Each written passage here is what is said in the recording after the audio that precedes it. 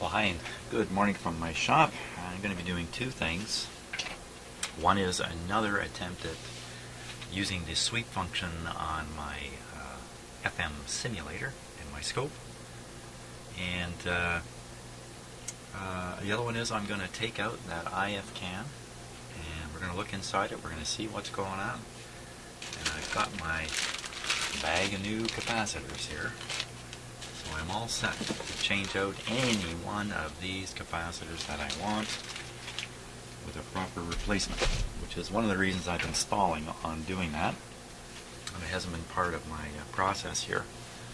So just to get to the to try and use the sweep. If you watched my last video, you'll know that I ended up kind of in the ditch at the end of it. Didn't get the result I wanted. And in reviewing my setup and reviewing the instructions, looks like I got a little bit confused along the way. I'm not completely sure. When I introduced the second signal generator, I don't think I really had a concept of why that would be of any value in the process. But with the help of someone else named Jim, I now realize the whole concept of a marker generator, which is what that would be, which is to simply give you a mark on where maybe a certain frequency lies in whatever it is you're trying to pull off. In other words, if you don't have a known signal source, then it's pretty hard to adjust things to meet a certain frequency, let's say, using the scope technique and the sweep technique that I'm trying to set up. So, messed around a little more last night, didn't bother videoing it. I was frankly kind of embarrassed with how things had gone. But I suppose I shouldn't be, really, because that's all part of learning. You got to wander around the woods for a little while before you find the path. And I find that's a better way to learn anyway, so I think I found the path. So I'm going to fire up the receiver here. I'm not going to start fiddling with the IF. I really want to make sure I have a grip on the alignment procedure, proper alignment procedure for FM. It's actually kind of an exciting moment for me, since I've run into a number of FM receivers that probably could have benefited from alignment, and I've shied away from it because of lack of equipment, lack of experience, lack of knowledge. And there's only one way to get those things, especially the experience part. There's only one way, and that's to start wandering the woods. So now my experiments last night, just for 10 minutes, and my head was a little bit clear, ended with me not quite getting what I expect to see on the scope. By the way, here's my scope here.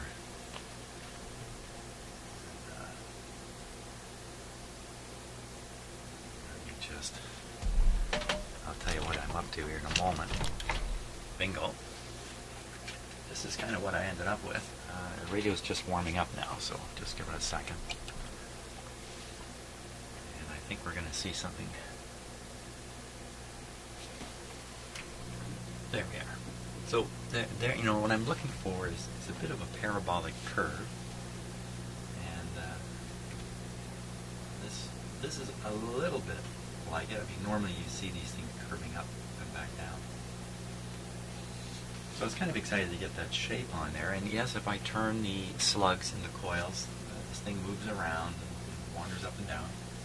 But one of the things I realized is, as I moved it around, I can actually do that again. Why not? Here, I'm just going to turn one of the slugs. Well, see it moving around? Well, what exactly is right anyway on this? Where is 10.7? How do you really make use of this? And this is where the marker generator comes into play. So we're going to pick up basically where we left off. Now, one of the first things I think I need to do is relocate the scope input, and I also need to explain a couple things too. So, a scope traces this way and traces this way, and the combination gives you whatever shape you're seeing. Kind of not unlike an old-fashioned television, kind of. So, Normally the x-axis is driven by a time-based generator, and it's just an internal thing in the scope. In fact, it usually only scans one way, just one way like this. It's really what the scope's normally doing. To use this setup, it's actually designed for an old-time scenario where the scanning of the scope on the x-axis is actually driven by a 60 hertz signal. And, why a 60 hertz signal? Well, because it's readily available in the outlet. Everybody's outlet is running at 60 hertz. It doesn't matter that it's 60. What matters is that it's the same for different pieces of equipment. So your scope can access that 60, and so can the sweep generator access that 60. And by doing that, the two of them can become synchronized, or can be synchronized, because they're following the same 60 cycle signal. So what I've done, because my scope is too new to have this feature as an old-time way of doing things, but my FM signal simulator is depending upon using this technique. You hear that hum? Can you hear that hum coming out of the radio? Okay, unless I'm mistaken, that's the 60 cycles moving the FM signal back and forth.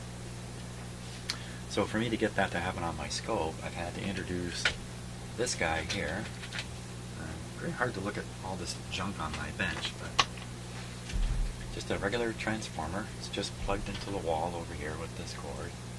It's producing 24 volts of AC, nothing special. I could do this with a 10 volt, a 5 volt, whatever I like.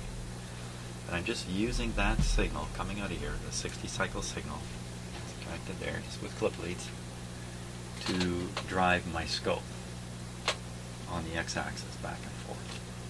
So I got the sweep generator going back and forth at 60, and my scope going back and forth at 60. They're doing this now. That's what they're doing. So they're in sync. And that ends up resulting in this display, depending upon what I've connected into the Y input. So what have I connected into the Y input? Well, I think after I was done last night, I thought about it and I realized I haven't got this connected to the right place. I've got this connected.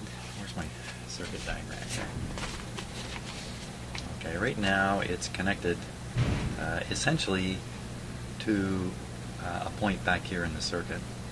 It really needs to be connected up here, somewhere right in here, part of the detector, actually the detector output. I'll take that back. Okay, back up. I am connected here. I'm connected right here at this point right now.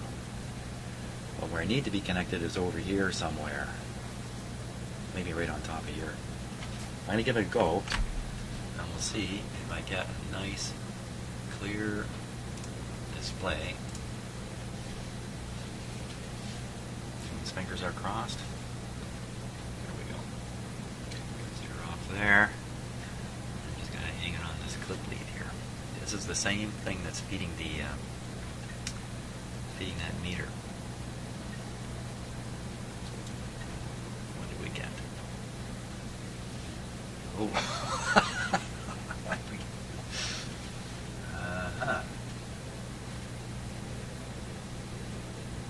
Okay.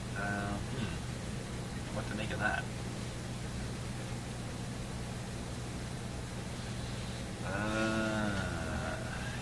It kind of looks like a bit of a Lissajous figure, which is the kind of thing you get when you trace back and forth with a scope, instead of one way and then blank, one way and then blank.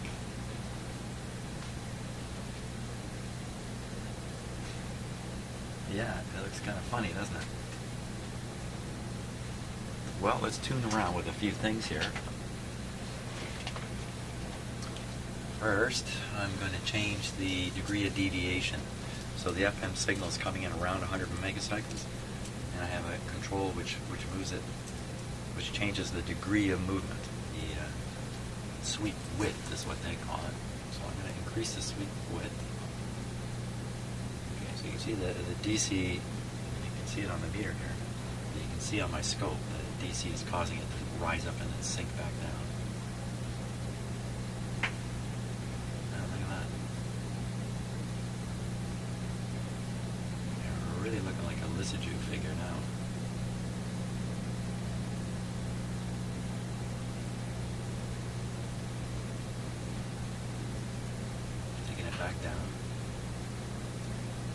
station is actually way up here, around this setting. I don't know. Curious. Okay, so that's one change. We're going to set it down again a little bit. I'm pretty sure it's overloading something in the radio when it's turned up that high. So the degree of variation is anywhere from 0 all the way to 750 kilocycles off of 100. So it's like going 99.9 to 100.1, something like that. A little less than that. The other thing I can adjust, what else can I adjust here, is the actual frequency that I'm transmitting on, that I'm sending into this radio. So this radio is tuned to something like, looks like about 90, 99.5. I'll change the output setting here. See when I'm reaching way up to this piece of equipment. We'll just watch what happens on there. Oh, that's interesting. Too bad I keep zooming off the screen.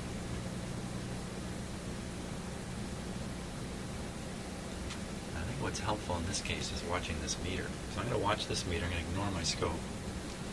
Just peak this up to the highest reading I can get. Looks like 3.4. Oh, it showed up twice. Let me try that again.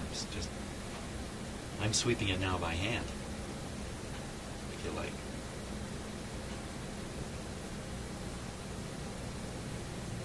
Very slowly. 3.4. Continuing. 3.45, 46. Just continuing on. Now it's going down. It's going back up. You can hear the hum come back. Went right past it. Interesting. 2 peaks. Now, so I'm going to put it something like that. That's in the middle. Now, maybe what I'm seeing here is 2 different peaks in 2 different IF coils. I don't know. I can guess away at what it is. Probably not a good idea. So now I'm going to introduce another signal, and that's a 10.7 signal from my other signal generator. Actually, it's set to 10.58 at the moment. I just have to clear my head and think about where exactly I want to inject this. Uh-oh, Draper's been a bad boy. He's get a talking to up there.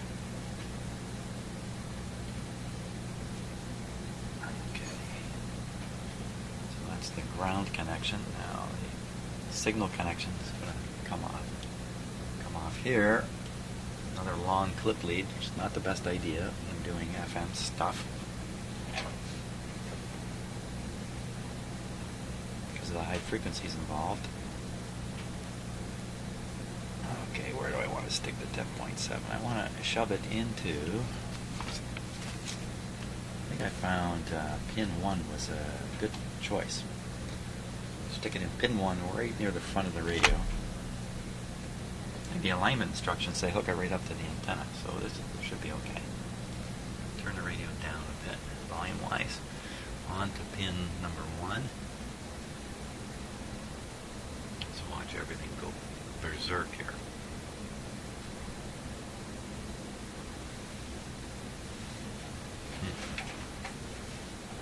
Now that may have detuned the radio or desensitized the radio. I see this voltage has dropped.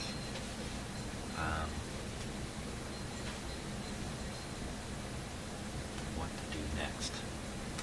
Okay, so I've got so much stuff here to adjust, and I'm not sure the result of any of it. Let's adjust the frequency of what I can call the marker generator. The idea is this should be producing a signal which should appear in the middle of that funny curve on the scope there, somewhere. That's kind of the idea. So let me just sweep around here a little bit. There we go. Keep your eye on this, and keep your eye on that, and keep your eye on the scope and everything. Keep your eye on everything. And I'm watching for something to go across the scope. I don't see a darn thing. Now, Signal output's pretty low here, so I'm going to boot it up quite a bit. And we're at 21. We're way off. 21.21. Oh, let's adjust. A false reading on my counter there. Okay. Anything showing up? Nothing showing up.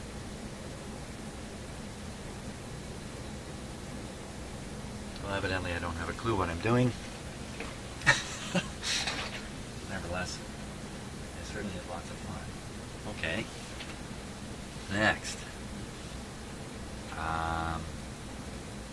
See, so many things could be out of tune here that I'm off in the sticks, especially because I've randomly altered the setting of one of the IF coils. Perhaps I've detuned this thing so badly that the way it's performing is so far from what you want. What I'm seeing on the scope is just a bunch of malarkey. I don't know. So let's get back to a couple things. First of all, I'm going to change the sweep generator so it puts a tone out into the radio. Turn the radio up. There it is. Okay. Verifying we've got it tuned in. Max it out again. Yeah, it's right on. The radio's tuning is very stable. You notice I don't tune the radio, I tune my, I'm tuning my sweep generator up here. Now, I'll turn down the output. So the sweep generator is no longer, oh, that's good. That wasn't supposed to happen.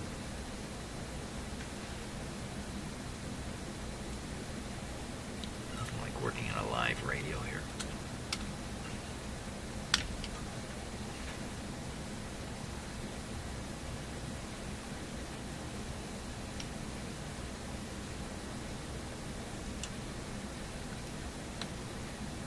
Stay on there. Doesn't want to do it.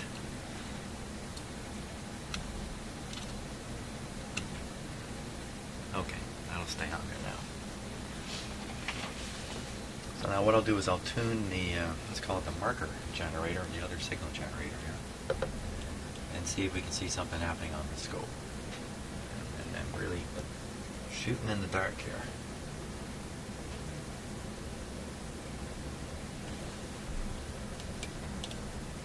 CV meter. How come it's showing absolutely 0? Because the ground connection has come off it.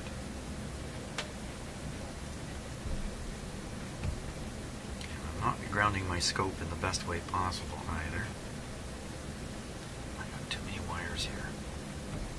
I should just sacrifice all this and just get on with the IF work.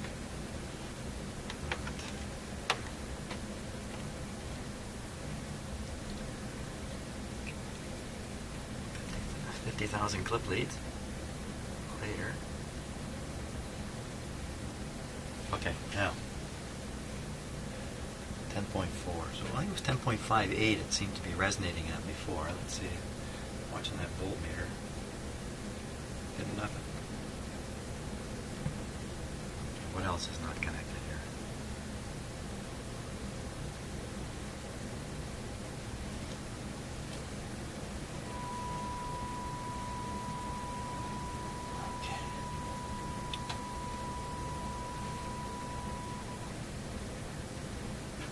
I may have had that clip lead on poorly.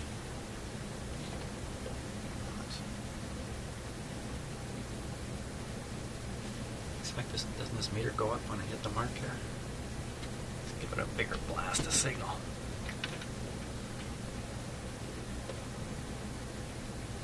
There we go. Okay, let's just raise that up as high as it'll go. 8, 9, 1.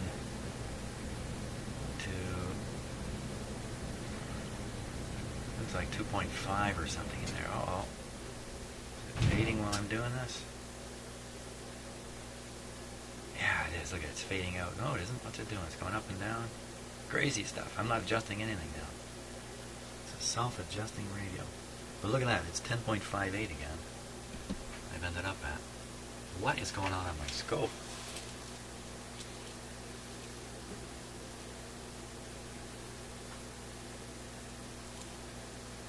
This keeps getting more interesting, but at the same time more confusing. So the scope is going up and down because this DC level is going up and down. And the scope is set to AC, so the moment after it is affected by DC, it relaxes when the capacitors inside it charge up. Since it's moving up and down, the voltage is moving up and down, the screen keeps moving up and down. I don't see any kind of mark or any kind of peak or any kind of anything there. Okay. Okay, so maybe I'm going to quit this testing at this point. Hasn't quite, once again, hasn't quite come out the way I wanted it. I've got, it could be the fuzzy display on my scope is because of all these long wires here. Bad grounding or any one of a number of effects.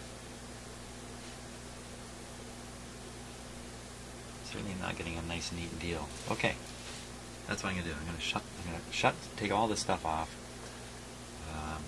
Start from scratch next time I try to do this, and I'm gonna concentrate on removing the IF coil from the radio and start going after capacitors, stuff like that.